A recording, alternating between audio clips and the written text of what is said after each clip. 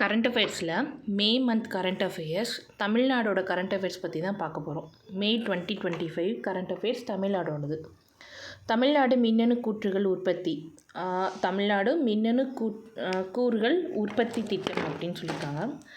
தமிழ்நாட்டு முதலமைச்சர் தமிழ்நாடு மின்னணு கூறுகள் உற்பத்தி திட்டத்தை அறிமுகப்படுத்தியிருப்பாங்க. இது மாநிலம் முழுவதும் மின்னணு கூற்றுகள் உற்பத்தியை ஊக்குவிக்கிறதுக்காக நோக்கமாக கொண்டது. இது மத்திய மின்னணுவியல் மற்றும் தகவல் தொழில்நுட்ப அமைச்சகத்தின் கீழே மின்னணு கூறுகள் உற்பத்தி திட்டத்தில் இருந்து பயனடையும் நிறுவனங்களை ஈர்க்கும் முயற்சியில் தமிழ்நாட்டு அரசு மத்திய அரசின் திட்டத்தின் கீழ் அறிவிக்கப்பட்ட மானியங்களுக்கு இணையான ஊக்கத்தொகை வழங்குறதா சொல்லியிருக்காங்க. தமிழ்நாடு அடைக்கரத்தி மற்றும் மேம்பட்ட மின்னணுவியல் கொள்கை 2024, அதாவது Tamil Nadu semiconductor and advanced electronic policy 2024.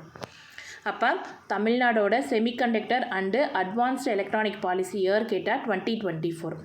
இது பிரகாரம் ஒரு மின்னணு பொருட்கள் உற்பத்தியில் மாநிலம் முன்னிலையில் இருக்க வழிவகுக்குதுன்னு சொல்கிறாங்க. இந்த திட்டம் எதுக்குன்னா, இந்த பாலிசி எதுக்குன்னா, மின்னணு பொருட்கள் உற்பத்தியில் தமிழ்நாடு தான் இந்தியாவிலேயே முன்னணியாக இருக்கிறதுக்கு இது வழிவகுக்குதுன்னு சொல்லியிருக்காங்க. தமிழ்நாடு நாட்டிலேயே அர்ப்பணிக்கப்பட்ட மின்னணு கூற்றுகள் உற்பத்தி திட்டத்தை அறிமுகப்படுத்திய முதல் மாநிலமாக உருவெடுத்திருக்குன்னு சொல்லியிருக்காங்க. Tamil Nadu become the first state in the country to launch electronic component manufacturing scheme அப்படிங்கிறது. இந்த நிதியாண்டில், அதாவது 2025ல் தமிழ்நாடு தனது அதிகபட்ச மின்னணு ஏற்றுமதியாக $14.65 மில்லியன் பதிவு செஞ்சுருக்காங்க. எவ்வளோனா $14.65 பில்லியன் பதிவு செஞ்சுருக்காங்க. இது ஓவராலாக இந்தியா ஃபுல்லாக பார்த்தோம்னா, ஏற்றுமதியில் பார்த்தோம்னா 41.2% வருது அப்படிங்கிறத சொல்லியிருக்காங்க. அது மட்டும் இல்லாமல் மின்னணு ஏற்றுமதியில் $100 மில்லியன் இலக்காக வச்சுருக்கோம். நம்ம எவ்வளோ டார்கெட் வச்சுருக்காங்க அப்படின்னா, மின்னணு ஏற்றுமதியில் எவ்வளோ டார்கெட் வச்சுருக்கோம் அப்படின்னா, எலக்ட்ரானிக் எக்ஸ்போர்ட்டில் $100 மில்லியன் டார்கெட்டாக வச்சு இது பிளான் பண்ணிகிட்ருக்காங்க. அடுத்ததாக தெருநாய்களை கட்டுப்படுத்துறதுக்காக 9 அம்ச செயல் திட்டம் உருவாக்கியிருக்காங்க. நாய்கள் கருத்தடை அறுவை சிகிச்சை மேற்கொண்டு 500 மருத்துவர்களுக்கு உள்ளாட்சி அமைப்புகளில் 500 பேருக்கும் நாய்களை பிடிப்பதற்கான பயிற்சி வழங்கப்படும் அப்படின்னு சொல்லியிருக்காங்க. தமிழ்நாடு முழுவதுமே 100 அரசு கால்நடை மருத்துவமனைகளில் உள்கட்டமைப்பை மேம்படுத்தி விலங்குகளோட இனப்பெருக்க தடை அறுவை சிகிச்சை செய்யும் வசதியை உருவாக்கியிருக்கிறதா சொல்லியிருக்காங்க. கைவிடப்பட்ட, நோய்வாய்ப்பட்ட, காயமடைந்த, வயதான, ஊனமுற்ற நாய்களுக்கு இவங்களுக்காக 72 காப்பகங்கள் அமைக்கப்படும் அப்படின்னு சொல்லியிருப்பாங்க. விலங்குகள் இனப்பெருக்க தடை அறுவை சிகிச்சை மேற்கொள்ள வசதி இல்லாத பகுதியில் கூடுதலாக அறுவை சிகிச்சை மையங்கள் மற்றும் அத்துடன் இணைத்த நாய் காப்பகங்கள் கால்நடை மருத்துவ வசதியோட, அதாவது நாய் காப்பகங்கள் கால்நடை மருத்துவ வசதியோடு அமைக்கப்படும் அப்படின்னு சொல்லியிருப்பாங்க. அப்புறம் மாவட்ட அளவிலான இனப்பெருக்க கட்டுப்பாடு மற்றும் வெறிநாய் தடுப்பூசி என்னென்னா அரசு மற்றும் தனியார் மருத்துவர்கள் மூலம் மேற்கொள்ள கூடுதலாக நிதி ஒதுக்கீடு செய்யப்பட்டதாக சொல்லியிருப்பாங்க. இது மட்டும் இல்லாமல் இந்திய விலங்கு நல வாரியம் என்ன சொல்லியிருப்பாங்கன்னா, நகராட்சி நிர்வாகம் மற்றும் குடிநீர் வாய்க்கால் துறை முதன்மை செயலாளர் தலைமையில் ஒவ்வொரு மாநில அளவிலான விலங்குகள் இனப்பெருக்க கட்டுப்பாட்டு கண்காணிப்பு குழு ஒன்று அமைக்கணும் அப்படின்னு உத்தரவிட்டிருப்பாங்க. ஒவ்வொரு ஊராட்சி அமைப்பிலும் உள்ளூர் கண்காணிப்பு குழு அமைத்து நாயோட இனப்பெருக்க கட்டுப்பாட்டு பணிகளை தீவிரமாக மேற்கொள்ளணும் அப்படிங்கிறதையும் சொல்லியிருக்காங்க. உள்நாட்டு அமைப்பு மற்றும் தொண்டு நிறுவனங்கள் விலங்கு இனப்பெருக்க தடை அறுவை சிகிச்சை மேற்கொண்டு கண்காணிக்கிறாங்க.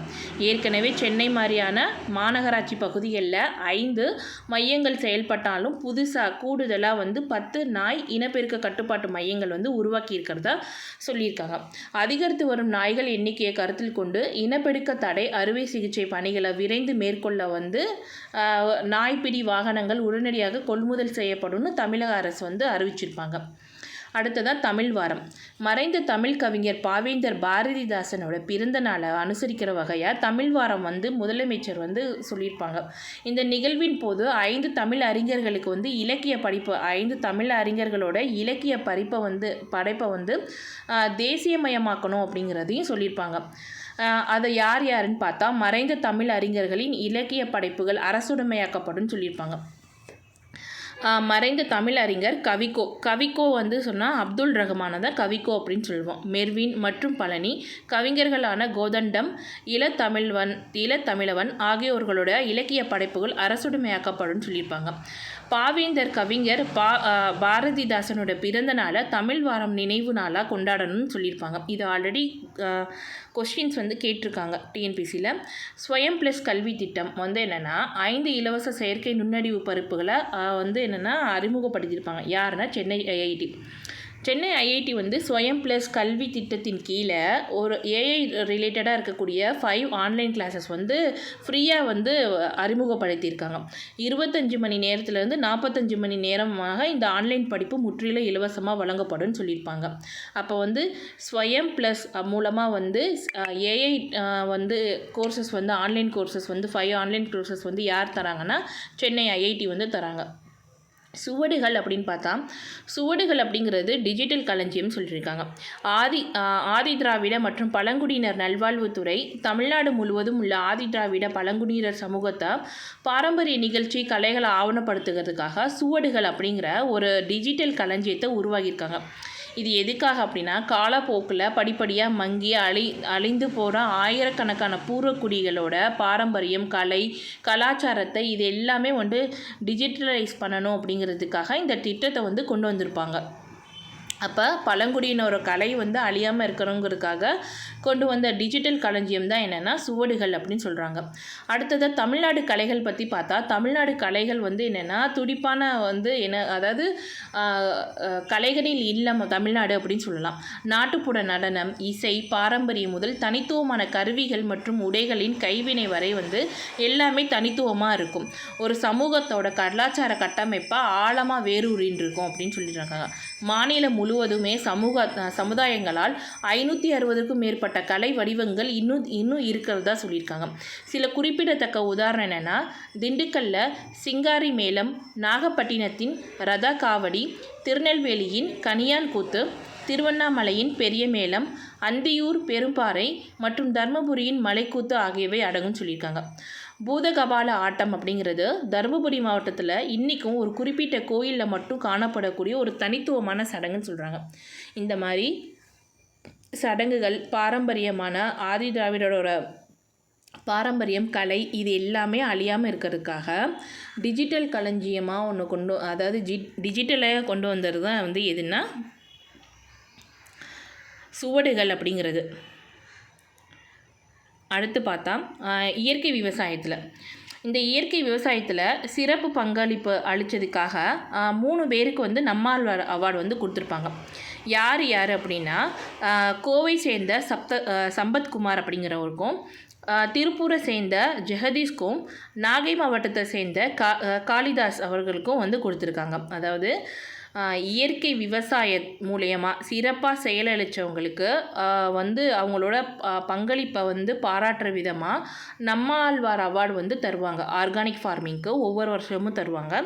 இந்த வருஷம் யார் வாங்கியிருக்காங்கன்னா, கோவையை சேர்ந்த சம்பத்குமார் அவர்கள் முதல் பரிசையும், திருப்பூர் மாவட்டத்தை சேர்ந்த ஜெகதீஷ் அவர்கள் 2ஆம் பரிசையும், நாகை மாவட்டத்தை சேர்ந்த காளிதாஸ் அவர்கள் 3ஆம் பரிசையும் பெற்றிருப்பாங்க.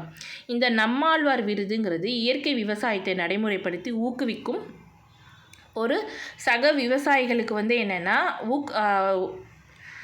இயற்கை விவசாயத்தை கை கொடுக்கும் சக விவசாயிகளுக்கும் கை கொடுக்கும் விவசாயிகளை ஊக்குவித்து கௌரவிக்கிற வரமாக வந்து கொடுக்குறாங்க.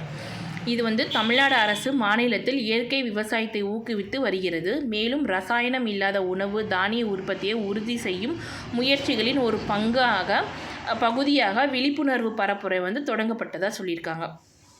அடுத்ததாக சிவன் கோயிலில் பராந்தக சோழன் கால கல்வெட்டு கண்டுபிடிச்சிருப்பாங்க. திருச்சி மாவட்டம் உட்டத்தூரில் உள்ள சிவன் கோயிலில் 1ஆம் பராந்தக சோழன் கல்வெட்டு வந்து கண்டுபிடிச்சிருப்பாங்க. மொத்தமாக ஒரு 13 கல்வெட்டு கண்டுபிடிச்சிருக்காங்க. 5 கல்வெட்டு முழுமையாக இருக்குது. இதில் 7 கல்வெட்டு துண்டாக இருக்குதுன்னு சொல்லியிருக்காங்க.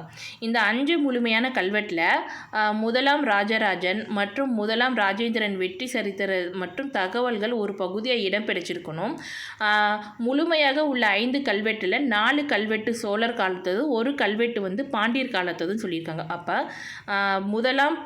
முதல் பராந்தக சோழனோட கல்வெட்டு எங்கன்னா திருச்சி மாவட்டம் முட்டத்தூரில் வந்து கிடச்சிருக்கு. இதில் வந்து 13 கல்வெட்டு கிடச்சிருக்கும்.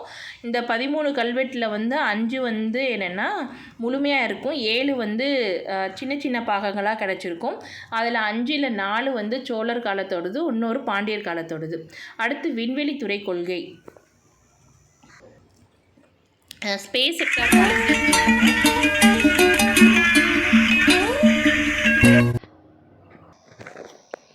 விண்வெளித்துறை கொள்கை, ஸ்பேஸ் செக்டார் பாலிசி. தமிழ்நாடு வந்து ஏப்ரல் 2025 தனது விண்வெளித்துறை கொள்கையை வெளியிட்டிருப்பாங்க. அப்போ ஸ்பேஸ் இண்டஸ்ட்ரியல் பாலிசியை வந்து எப்போ கொண்டு வராங்கன்னா ஏப்ரல் 2025 கொண்டு வந்திருப்பாங்க. இதில் ரொம்ப முக்கியமாக பார்க்க போனால் வந்து என்னென்னா, பொருளாதார வளர்ச்சி மற்றும் வேலைவாய்ப்பு ஊக்குவித்த மேம்படுத்துறத நோக்கமாக கொண்டு 5 வருஷத்தில் 10,000 கோடி முதலீடை ஈர்க்கிறது தான் இதோட டார்கெட்டாக வச்சுருப்பாங்க. அப்போ இது வந்து எதுக்காகனா எக்கனாமிக் க்ரோத்துக்காகவும், அப்புறம் வந்து என்னென்னா 10 கோடி முதலீடை வந்து என்னென்னா க்ரியேட் பண்ணணும் அப்படிங்கிறதுக்காகவும், அதே மாதிரி ஜாப் க்ரியேஷன்ஸ்க்கு வந்து என்ஷூர் பண்ணுறதுக்காகவும் கொண்டு வந்திருப்பாங்க.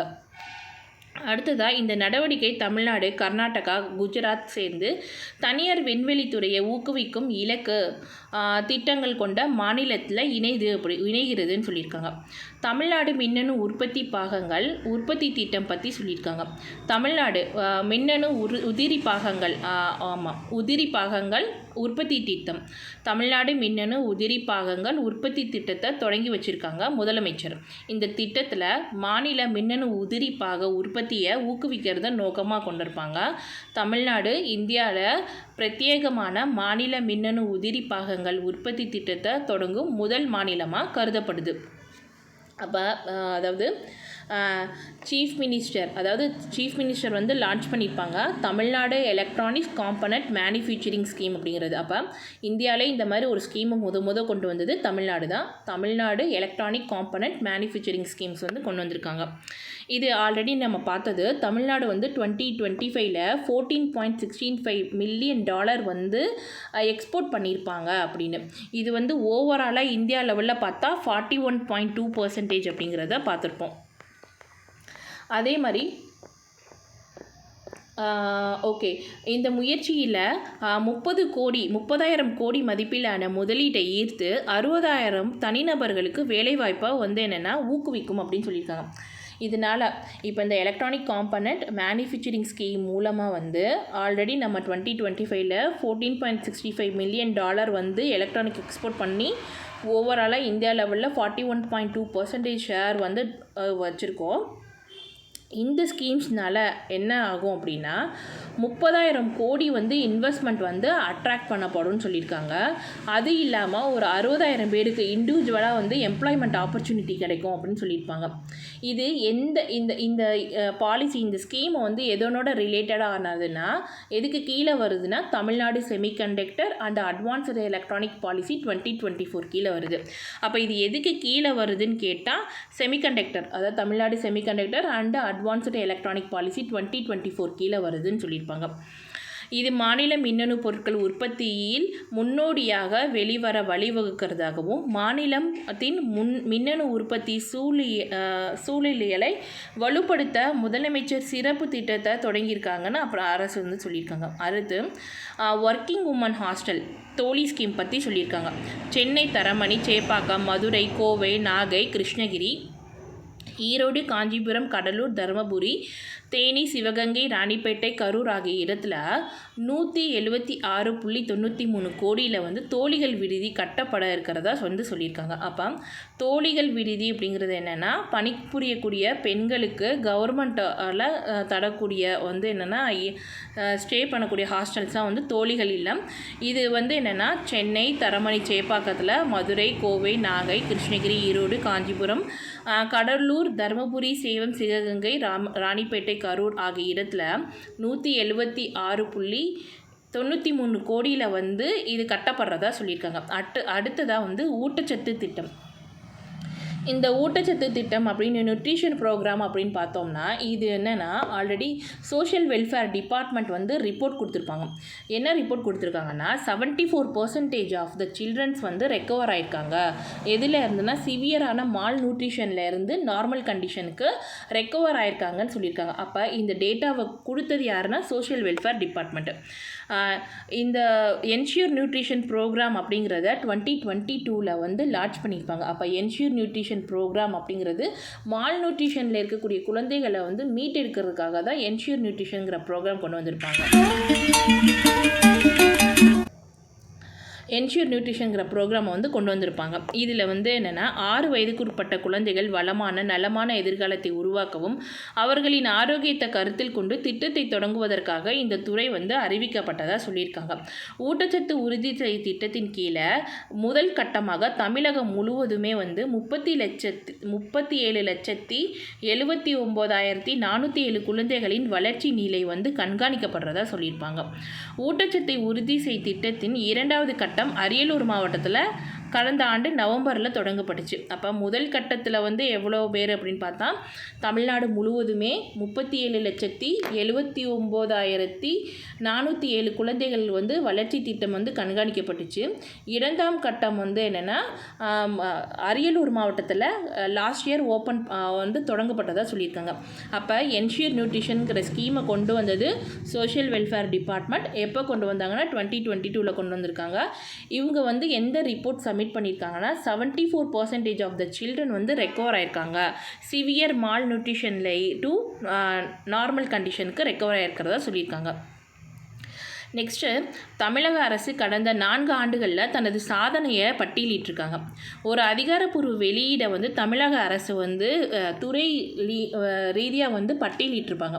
4 வருஷத்தை வந்து எந்தெந்த மாற்றம்லாம் உண்டாயிருக்கு அப்படின்னு. இதில் ரொம்ப முக்கியமாக பார்த்தோன்னா பொருளாதார வளர்ச்சி எக்கனாமிக் க்ரோத். இப்போ தமிழ்நாடோட எக்கனாமிக் க்ரோத் எத்தனை பர்சன்டேஜ் கேட்டால் 9.69% இருக்கும். இது வந்து ஏன்னா இந்தியாவோட எக்கனாமிக் க்ரோத்தை விட அதிகம். இந்தியாவிலே ஃபஸ்ட் பிளேஸில் எக்கனாமிக் க்ரோத்தில் இருக்கிறது தமிழ்நாடு தான். 9.69% வந்து இருக்கும். 2021 அதாவது 2020-21 $26.16 பில்லியன் அமெரிக்க டாலராக இருந்த தமிழ்நாடோட ஏற்றுமதி 2024 ஆண்டுகளுக்கு அப்புறம் $52.7 பில்லியன் அமெரிக்க டாலராக அதிகரிச்சிருக்கு. அதாவது 2020-21 இருந்த அது 26.16 வந்து பில்லியன் அமெரிக்க டாலராக இருந்தது. இப்போ எவ்வளோ இருக்குன்னா 52.07 ஆயிருக்கு அப்படின்னு சொல்லியிருக்காங்க. அதே மாதிரி வந்து 14.65 மில்லியன் அமெரிக்க டாலர் மதிப்பிலான இது பார்த்தோம் ஆல்ரெடி மின்னணு பொருட்களை ஏற்றுமதி செஞ்சனால நம்ம வந்து எப்படின்னா கர்நாடகா, மகாராஷ்டிரா, யூபி மாநிலத்தெல்லாம் வந்து என்னென்னா பின்னுக்கு தள்ளி நம்ம முதலிடம் பிடிச்சிருக்கோம்னு சொல்லியிருக்காங்க. பொது மற்றும் தனியார் துறையில் உருவாக்கப்பட்ட வேலைவாய்ப்புகளை பொறுத்தவரை தொழிலாளர்களோட எண்ணிக்கை 2.9 கோடியில் இருந்து 3.87 கோடியாக அதிகரிச்சிருக்கு. கடந்த 4 ஆண்டுகளில் வந்து பொது மற்றும் தனியார் துறைகளில் உருவாக்கப்பட்ட வேலைவாய்ப்பை பொறுத்தவரை தொழிலாளர்களோட எண்ணிக்கை 2.9 கோடியிலேருந்து 3.87 கோடியாக மாறியிருக்கு. அரசால் செயல்பட்டப்பட்ட மக்களை தேடி மருத்துவம், இல்லம் தேடி கல்வி, நான் முதல்வன், கலைஞரின் கனவு இல்ல திட்டம் இது போன்ற திட்டங்கள் தமிழ்நாட்டை சாதனை அளவிலான வளர்ச்சிக்கு வந்து என்னென்னா உத்தி உள்ளன அப்படின்னு சொல்லியிருக்காங்க. இது போன்று இந்திய மாநிலங்கள் வந்து இது போன்ற திட்டங்கள்லாம் செயல்படுத்துறதுனால தான் இந்திய அளவில் தமிழ்நாடு முதலிடத்தை பிடிச்சிருக்கு அப்படின்னு சொல்லியிருக்காங்க. அது மாதிரி உயர்கல்வியில் வந்து பார்த்தோம்னா உயர்கல்வி சேர்க்கை விகிதம் அப்படிங்கிறதுல பார்த்தோம்னா வந்து லாஸ்ட் 4 இயர்ஸில் எவ்வளோ ஆயிருக்கு அப்படின்னா 51.3% இருக்குது. இதுவே வந்து தேசிய சராசரின்னு பார்த்தோம்னா 26% அப்படிங்கிறத சொல்லியிருக்காங்க. ஆமாம், அதாவது ஹையர் எஜுகேஷன் என்ரோல்மெண்ட் ரேஷியோ இது ரொம்பவே இம்பார்ட்டண்ட்டு.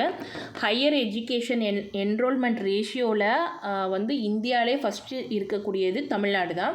எவ்வளோ இருக்குன்னா 51.3% இருக்கும். இது நேஷ்னல் ஆவரேஜ் எவ்வளோன்னு கேட்டால் 26 தான் வந்து நேஷ்னல் ஆவரேஜ்.